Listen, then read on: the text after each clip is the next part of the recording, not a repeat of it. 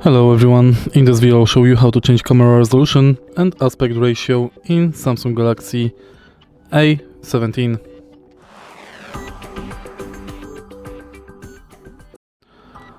In the beginning we have to go to Camera app. You can do it by pressing camera icon or swiping up through the bottom of the screen on lock screen.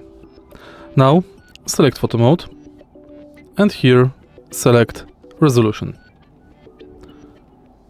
To change aspect ratio, tap here and select aspect ratio between 3:4, 9:16, 1:1 or full. You can also go to settings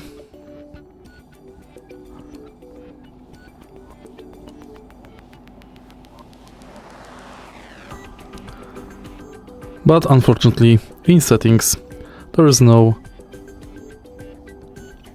possible way to adjust those functions.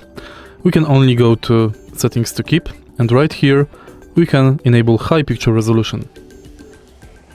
If you find this video helpful, please leave like, comment and subscribe.